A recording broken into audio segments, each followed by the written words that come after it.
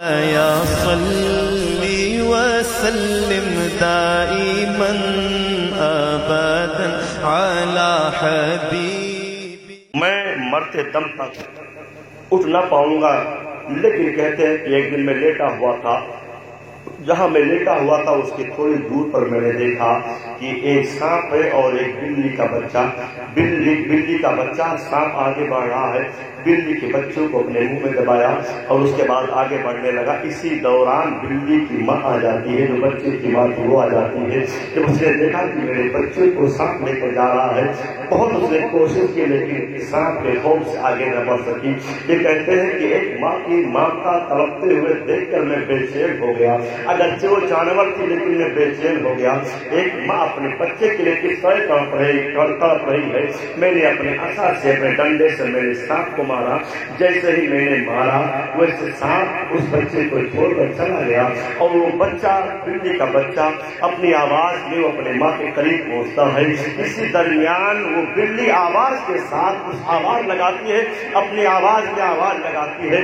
جیسے وہ آواز لگاتی ہے ویسے میں کیا محسوس کرتا ہوں، جیسے میری ساری بیماری دور ہو گئی ہو، میں صحیح ہو جاتا ہوں، وہیں کھڑا ہو جاتا ہوں۔ لیکن حیران و پریشان ہوں کہ میں سالوں سے لیٹا ہوا اور بڑی مشکل سے میں اٹھنے کی کوشش بھی کرتا لیکن میں اٹھ نہیں پاتا، بڑی مشکل سے میں نماز پڑھتا تھا، نماز کی ادائیگی بڑی مشکل سے ہو پاتے تھے، لیکن یہ تھوڑی دیر میں مجھے کیا ہو گیا کہ مجھے فوراً آرام مل گیا ہے۔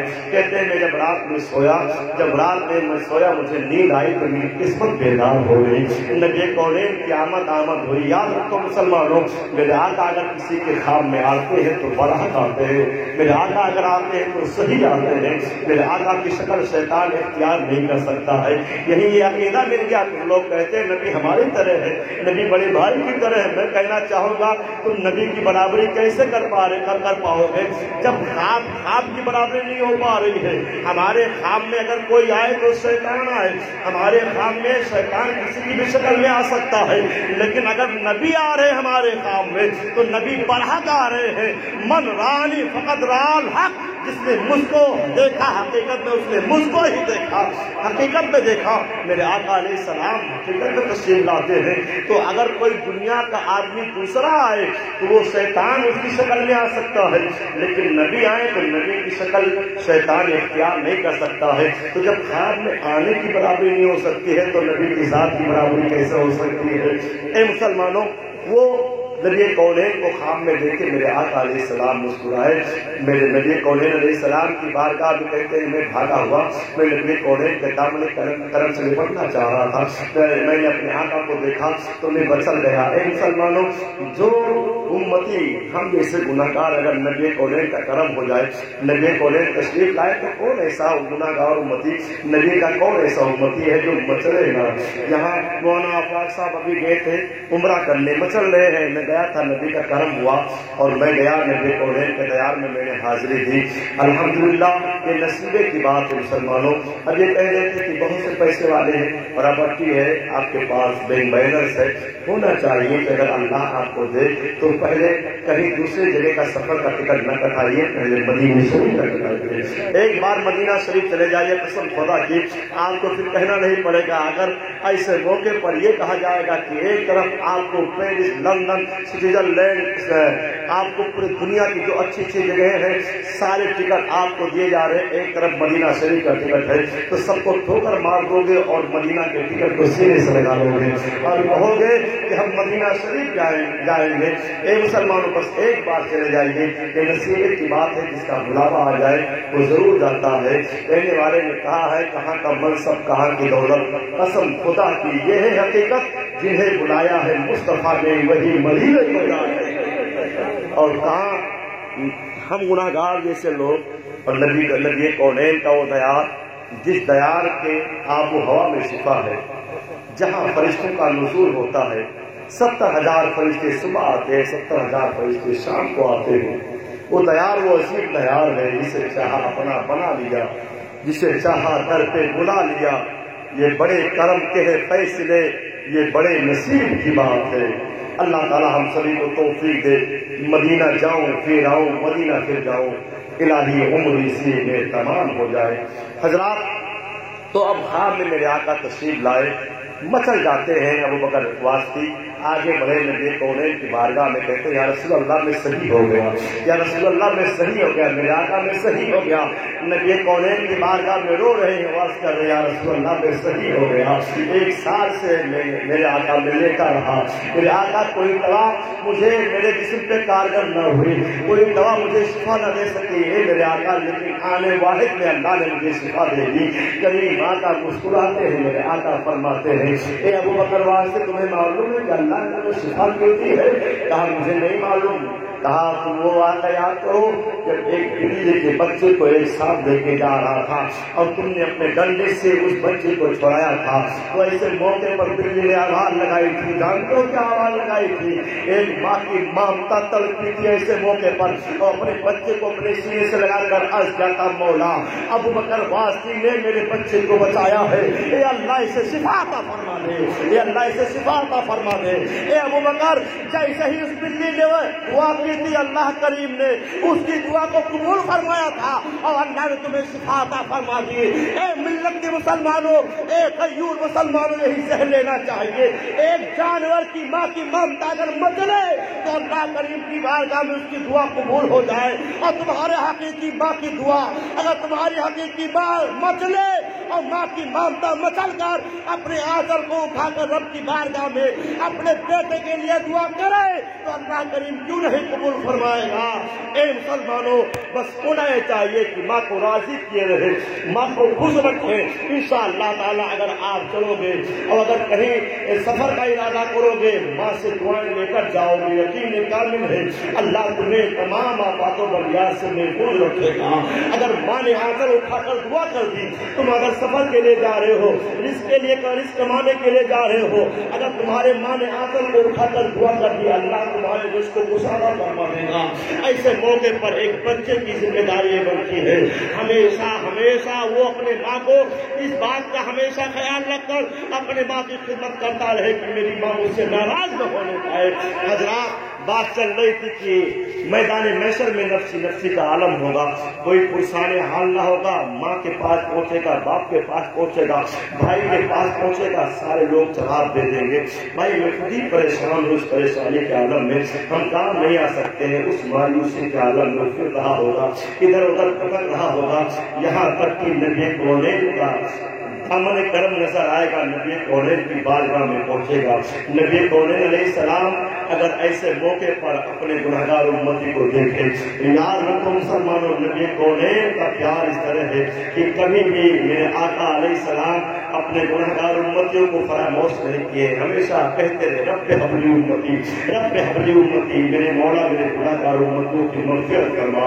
ए मुसलमानों, अब ये गुनहगार उम्मती नबी कौनैन की बारगाह में पहुंचेगा, मेरे आका की बारगाह में पहुंचेगा, मेरे आका अलैहिस्सलाम मुहतरम फरमाएंगे, और जब मेरे आका शफाअत करेंगे तो जो आदमी गुनहगार होगा नबी के सदके में उसका दाखिला जन्नत में होगा।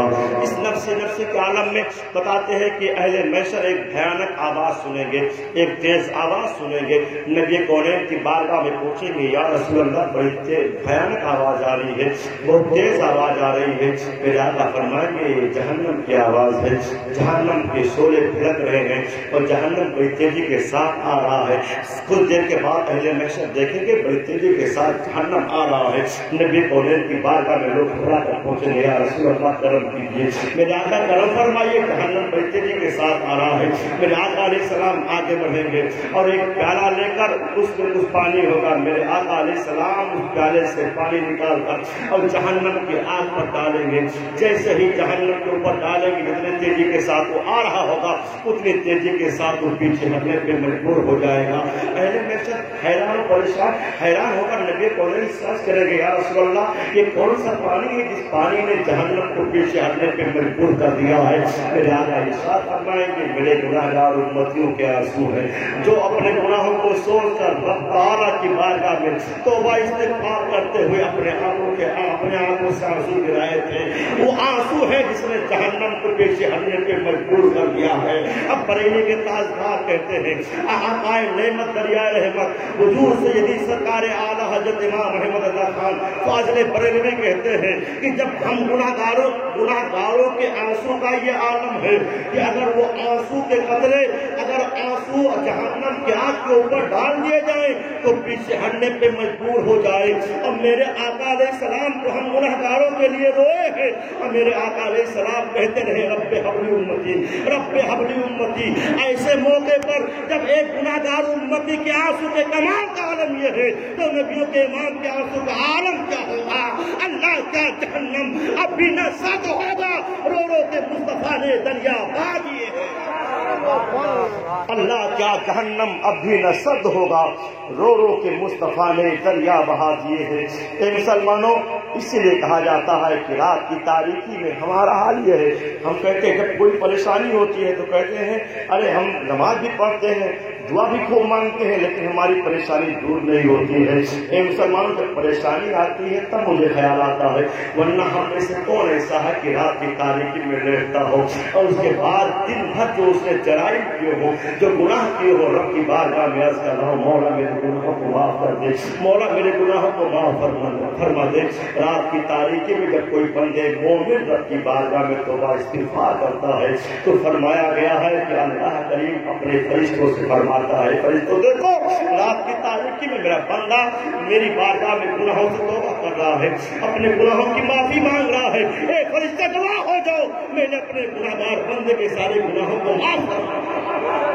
ए मुसलमानों, कौन ऐसा मुसलमान है जो कभी सोचा हो कि लाओ रब की बारगाह में हम तौबा इस्तिग़फ़ार करें, अपने गलतियों पर नादिम हो और लाओ चंद कतरे रब की बारगाह में तौबा इस्तिग़फ़ार करो। याद रखो हमें मौका नहीं, बस दुनिया में इस तरह लगन है कि हमें कुछ होश हवास की हवास ही नहीं है।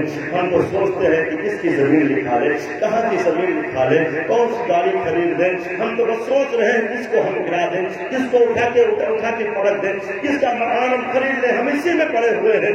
लेकिन आपको सोचना चाहिए जिस मकान के लिए हम परेशान हैं, कल ये मकान वीरान हो जाएगा, आपका मकान कब्रिस्तान में हो जाएगा, कल ये मकान आपका, इस मकान पे आपके बच्चे ऐसो आराम करेंगे, आपके लिए वो काल नौकरी होगी।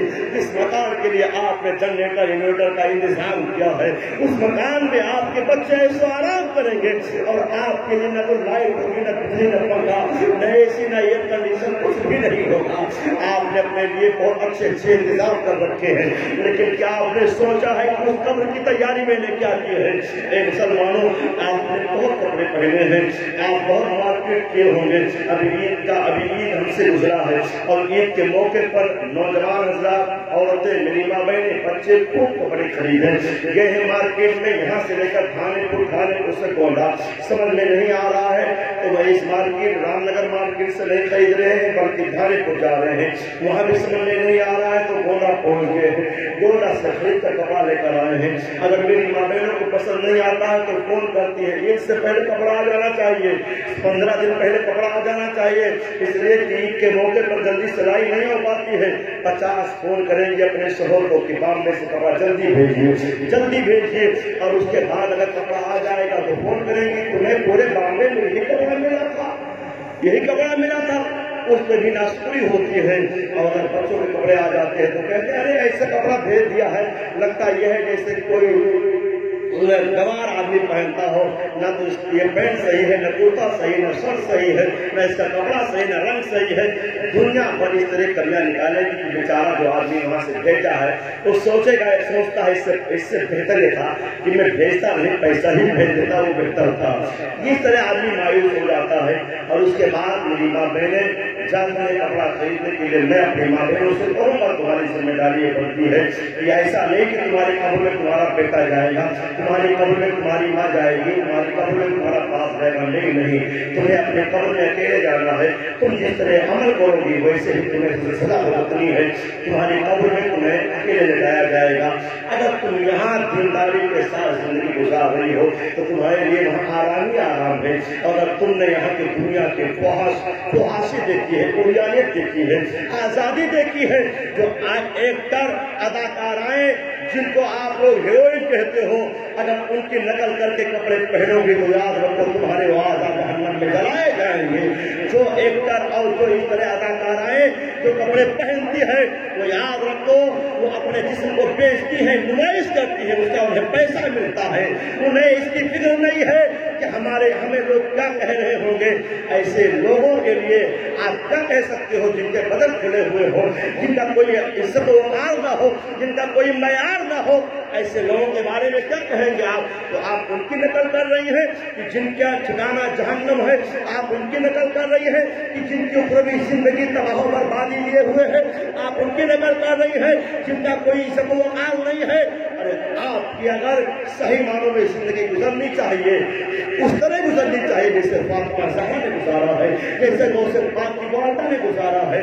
آپ تمہارے لباس اس طرح ہوتے ہیں کہ جب تم کپڑا خریدنے جاتی ہو تو سوچتی ہو اتنا تنگ کپڑا ہم سلوا لیں کہ لوگ دیکھیں کہ یہ عورت جا رہی ہے، اور یہ تو اس طرح کپڑا پہنے ہوئی ہے جیسے فلاں ہیروئن پہنتی ہے، یہ تو اس طرح کپڑا پہنے ہوئے ہے جیسے فلاں اداکارہ پہنتی ہے، یہ تو کپڑا اس طرح ہے جیسے بڑا فلاں سیٹ کی عورت آئی ہوئی تھی اور کپڑا پہنے ہوئی تھی۔ میں کہنا چاہوں گا تمہارا کپڑا ایکٹر کی طرح کیوں ہے، تمہارے کپڑے اداکارہ کی طرح کیوں ہے، تمہارے کپڑے ہیروئن کی طرح کیوں ہے؟ تمہارے کپڑے تو اس طرح ہونا چاہیے دنیا کہنے پہ مجبور ہو جائے اس کا کپڑا تو اس طرح ہے جیسے فاطمہ زہرا پہنا کرتی تھی، جیسے سرکار غوث پاک کی ماں پہنا کرتی تھی، جیسے خواجہ غریب نواز کی ماں پہنا کرتی تھی۔ یقین جانو اگر تم نے اداکارہ کی پیروی کی ہے تو تمہارا ٹھکانہ اسی اداکارہ کے ساتھ ہوگا، اور تم نے فاطمہ زہرا کی پیروی کی ہے تو تمہارا ٹھکانہ فاطمہ زہرا کے ساتھ ہوگا۔ چند دن کی زندگی تم نے فراموش کر دی ہے کہ ہمارے معاملات قبر میں کیا ہوں گے، حالات ہمارے کیا ہوں گے۔ چاہتی ہو اس کے بعد عید کے موقع پر تمہیں احساس نہیں ہوتا ہمارے پڑوس میں غریب بیچارہ، اس کے بچوں کے پاس کپڑے نہیں، اس کے بیوی کے پاس کپڑے نہیں، خود بیچارہ پرانے کپڑے پہن کر عید کی نماز پڑھنے جا رہا ہے، 30 دن کا روزہ رکھا ہے، اس کے بعد وہ غریب مسلمان عیدگاہ کی طرف جا رہا ہے۔ اے مسلمانوں، ہمیں قطعی احساس نہیں ہوتا کہ ہمارے پڑوس میں ایک ایسا بھی انسان ہے جو بہت غریب ہے۔ اگر کوئی کہہ دے کہ بھائی تمہارے پڑوس میں تو بہت غریب آدمی رہتا ہے تو کہتے ہیں کیا کریں، کیوں نہ غریب ہو، وہ اسی لائق ہے ہی ہے۔ یاد رکھو اسی لائق وہ نہیں ہے، اس کے بھی 2 ہاتھ ہیں، آپ کے بھی 2 ہاتھ، اس کے 2 پیر آپ کے بھی 2 پیر، اس کی 2 آنکھیں آپ کے بھی پاس بھی 2 آنکھیں ہیں۔ ایسا نہیں، بس اس کی قسمت ہے کہ آپ کو اللہ نے یہ توفیق دی کہ بامبے میں آپ کارخانہ چلا رہے ہو، بیچارہ اس گاؤں میں محنت و مزدوری کر رہا ہے، گانا ماٹی دے رہا ہے، اس کی قسمت اس طرح ہے۔ اور یہ بھی نہیں ہے کہ آج اس منزل پر ہے، کل جس منزل پر وہ ہے آپ آ جاؤ اور اس منزل پر آپ وہ آ جائے، یہ بھی بعید نہیں ہے۔ اگر آپ ایک غریب کی مدد کرو گے اللہ تعالیٰ تمہارے مال میں اور اضافہ فرمائے گا، ایک غریب کی پریشانی دیکھو گے اللہ تمہارے اوپر کرم فرمائے گا۔ حضرات ایسے ہی ایک واقعہ یاد آ رہا ہے کہ ایک آدمی بہت بخیل تھا، اتنا بخیل تھا کہ وہ کسی کو 1 روپیہ نہیں دیتا تھا۔ ایک بار اس نے دیکھا کہ میرے مکان کی طرف سے بھکاری آ رہا ہے، ایک منگتا آ رہا ہے، اپنے ہاتھوں میں 2 روٹی لیے ہوئے ہے۔ وہ بھکاری منگتا آ رہا ہے، پوچھا بھائی روٹی تم کہاں سے پائے ہو؟ کہا اللہ سلامت رکھے اس مکان کو، اس مکان سے میں پایا ہوں۔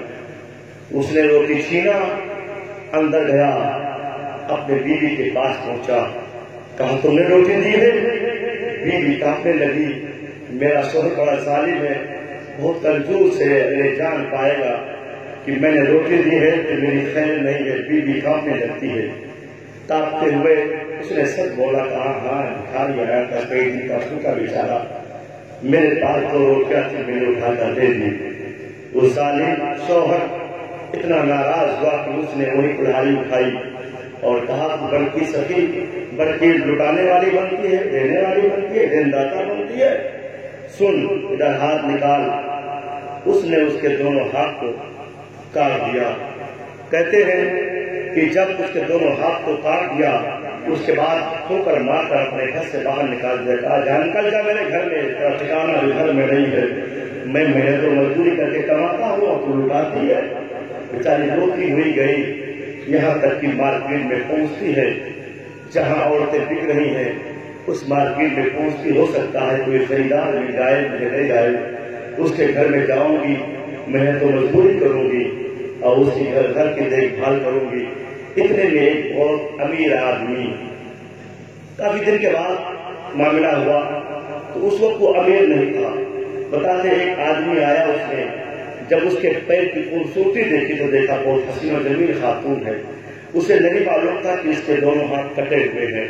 اس نے دام دیا, اس کے بعد اس کو دام دے کر روپیہ دے کر اور اس کے بعد وہ لے کر اس خاتون کو گھر کے اندر پہنچا.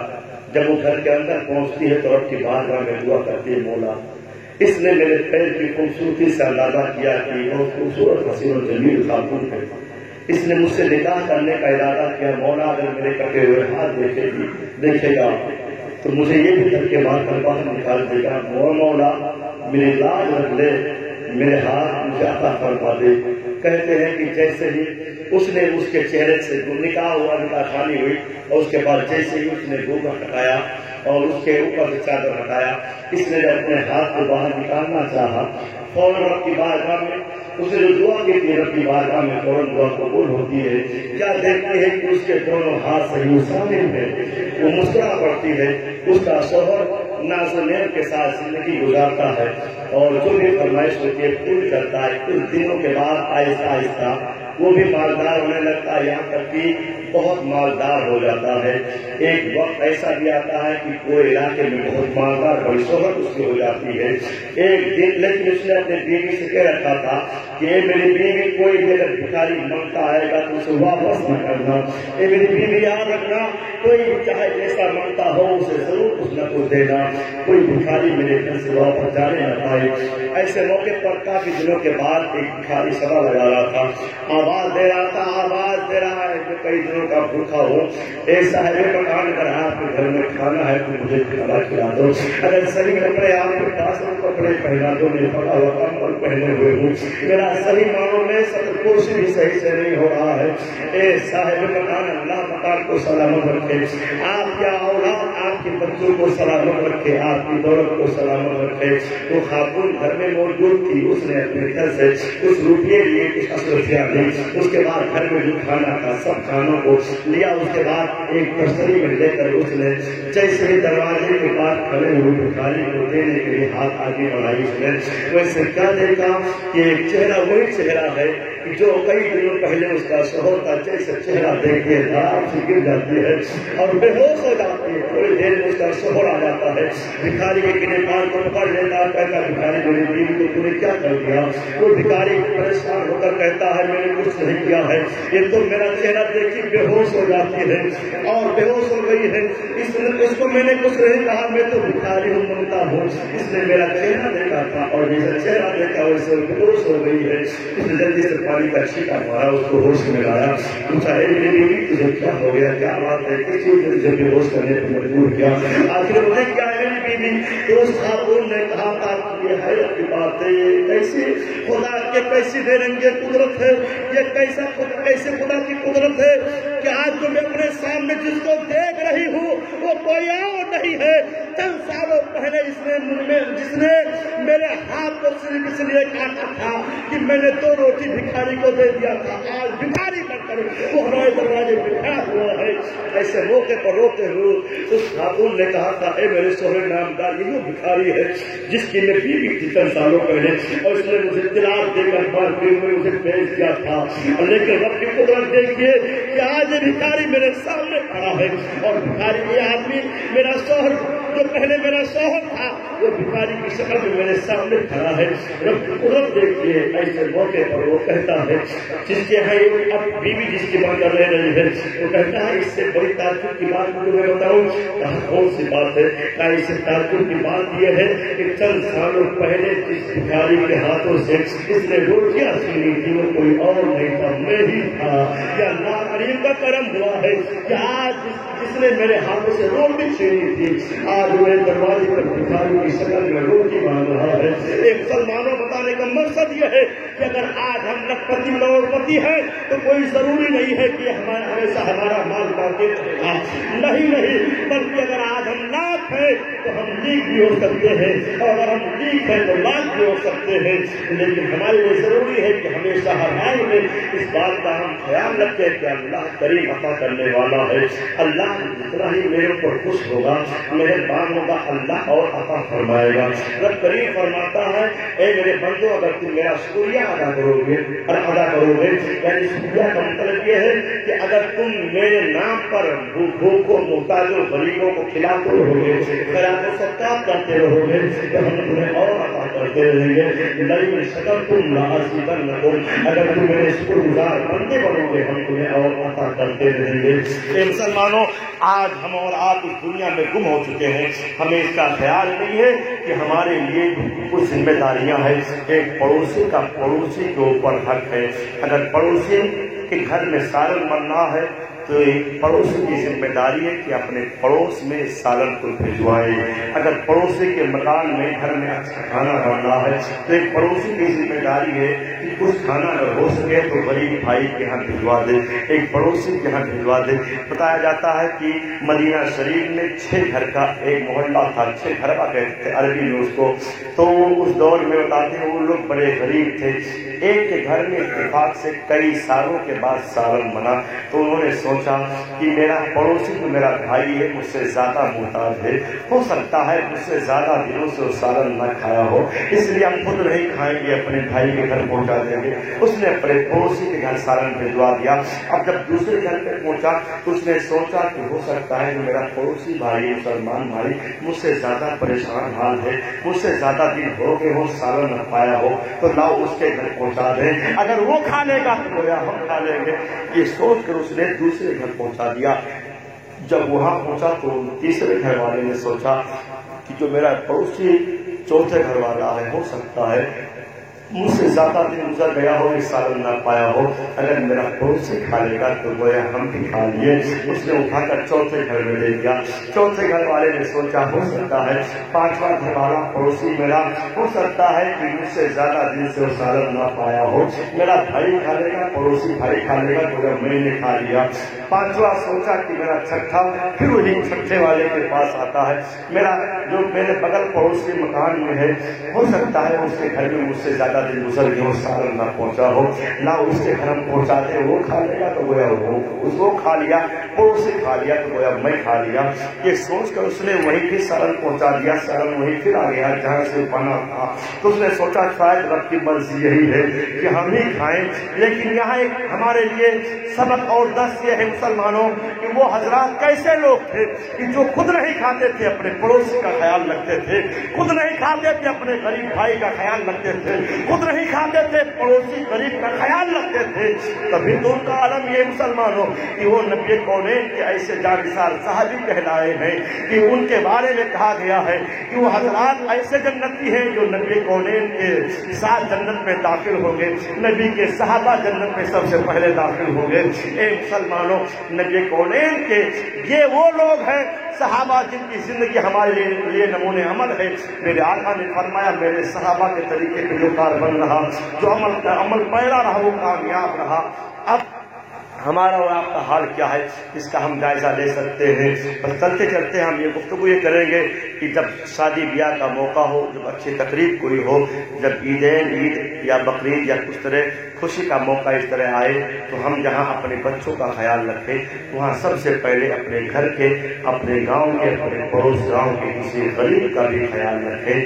دیکھیں ہو سکتا ہے اس کے بچے پرانے کپڑے پہن کر ہی عیدگاہ جا رہے ہوں، ہو سکتا ہے ان بچوں کے آنکھوں میں آنسو ہوں، لیکن اے مسلمانوں یہ بھی یاد رکھیے کہ کبھی اپنے غربت پہ آپ شکوہ نہ کیجیے گا، کبھی بھی آپ اپنے آپ میں نہ سوچے گا کہ ہم غریب ہیں، ہماری قسمت بہت محرومی والی ہے۔ نہیں، امیر المومنین سرکار عمر فاروق رضی اللہ تعالیٰ عنہ کے بیٹے جو امیر المومنین کے بیٹے ہیں، عمر فاروق کے بیٹے ہیں، ایک بار عمر فاروق نے دیکھا کہ میرا بیٹا پیون لگا ہوا کپڑا پہن کر عید کی نماز پڑھنے کے لیے جا رہا ہے۔ عمر فاروق ان کو روکے اور روکنے کے بعد آپ دیدہ ہو کر آنکھوں میں آنسو لے کر رو کر پوچھا، اے میرے بیٹے آج تم پریشان تو نہیں ہو؟ اے میرے بیٹے آج سب کے بچے نئے نئے کپڑے پہن کر عیدگاہ میں جا رہے ہیں۔ اے میرے بیٹے سبھی لوگوں کے بچے کپڑے پہن کر وہاں مچل رہے ہوں گے۔ اے میرے بیٹے تم جاؤ گے ان کے درمیان پہنچو گے اور کہیں ایسا نہ ہو کہ ان بچوں کے درمیان پہنچ کر تم سوچو کہ میرا باپ امیر المومنین ہے، میرا باپ خلیفہ ہے، لیکن میں اس کا بچہ ہو کر میں پرانا کپڑا، پوشیدہ کپڑا، میں پیون لگا ہوا کپڑا پہن کر عیدگاہ آیا ہوا ہوں۔ سرکار عمر فاروق کے بچے وہ ان کے بیٹے تڑپے تھے اور کہا ہے میرے والد گرامی آپ اپنے آنکھوں کے آنسو کو روک لیجئے، مجھے معلوم ہے ایک باپ کی شفقتیں کیسی ہوتی ہے، بے شک آپ کا کلیجہ بھر آیا ہے، لیکن اے میرے باپ جان مجھے مایوس ہونے کی ضرورت نہیں ہے۔ اے میرے باپ جان اگرچہ میرے پاس صحیح لباس نہیں ہے، میرے پاس پرانا لباس ہے، میرے پاس اگرچہ نیا لباس نہیں ہے، میرے پاس پھٹے ہوئے لباس ہے، لیکن میرے پاس کیا اس سے بہتر کوئی چیز ہو سکتا ہے کہ میں عیدگاہ جا رہا ہوں لیکن میرا باپ مجھ سے راضی ہے، میری ماں مجھ سے راضی ہے، میرا پروردگار مجھ سے راضی ہے۔ عمر فاروق کے بیٹے نے کہا تھا اے میرے والد گرامی آپ پریشان نہ ہو، میں اگرچہ پھٹے ہوئے کپڑے پہن کر جا رہا ہوں لیکن میرا پروردگار مجھ سے راضی ہے، میرا باپ مجھ سے راضی ہے۔ اے مسلمانوں یہ وہ چیزیں ہیں، یہ وہ تاریخ کے ذریعہ اور رات کے واقعات ہیں جو ہمارے زندگی کو جھنجھوڑ کر یہ پیغام دے رہے ہیں مسلمان کو کہاں پھینک رہا ہے، عیسائیوں کے کلچر کو اپنا کر سمجھ رہا ہے کہ ہم کامیاب ہو رہے ہیں تو یہ سوچ رہا ہے کہ ہماری کامیاب زندگی ہے۔ نہیں، تمہاری کامیاب زندگی عیسائیوں کے کلچر میں نہیں ہے، دنیا کی دنیا داری میں نہیں ہے، عیش پرستی میں نہیں ہے، بلکہ تمہارے لیے کامیابی اس میں ہے کہ صحابہ کرام تم سے راضی ہو جائیں، رسول کائنات تم سے راضی ہو جائیں، مولا علی تم سے راضی ہو جائیں، حسن حسین تم سے راضی ہو جائیں، غوث اعظم تم سے راضی ہو جائیں، خواجہ اجمیری تم سے راضی ہو جائیں، سرکار سالار مسعود خاجی تم سے راضی ہو جائیں، مخدوم پاک تم سے راضی ہو جائیں۔ اگر یہ تم سے راضی ہو گئے تو یاد رکھو اگر تم ان سے محبت کرتے ہو، ان کے طریقے پہ کار بند ہو تو یاد رکھو میرے آقا فرماتے ہیں جو جس سے محبت کرے گا اس کا حشر اسی کے ساتھ ہوگا۔ تو ہمیں اپنی قسمت پہ ناز ہے کہ ہم محبت کرتے ہیں تو اعلیٰ حضرت سے محبت کرتے ہیں، ہم محبت کرتے ہیں تو غوث اعظم سے محبت کرتے ہیں، ہم محبت کرتے ہیں تو خواجہ اعظم سے محبت کرتے ہیں، ہم ابو جہل سے محبت نہیں کرتے، ہم یزید سے محبت نہیں کرتے ہیں، ہم گستاخ نبی سے محبت نہیں کرتے ہیں، ہم اللہ اس کے رسول کے دشمن سے محبت نہیں کرتے ہیں، ہم محبت کرتے ہیں تو اللہ والوں سے محبت کرتے ہیں، ہم محبت کرتے ہیں اولیاء کرام سے محبت کرتے ہیں، ہم محبت کرتے ہیں تو انبیاء کرام سے محبت کرتے ہیں۔ تو میرے آقا کے حدیث کے روشنی میں جو جس سے محبت کرتا ہے اس کا ٹھکانہ اسی کے ساتھ ہوگا۔ تو جہاں سالار مسعود غازی ہوں گے وہی ان سے محبت کرنے والے ہوں گے، جہاں غوث اعظم ہوں گے وہی ان سے محبت کرنے والے ہوں گے، جہاں جنید بغدادی ہوں گے وہی ان سے محبت کرنے والے ہوں گے، جہاں حسن و حسین ہوں گے وہی ان سے محبت کرنے والے ہوں گے، جہاں علی سرکار ہوں گے وہی ان کے محبت کرنے والے ہوں گے، جہاں سرکار صدیق اکبر ہوں گے وہی ان سے محبت کرنے والے ہوں گے۔ اسی دنیا میں میرے آقا نے فیصلہ فرما دیا ہے وہ اس کے ساتھ رہے گا جو جس سے محبت کرتا ہے۔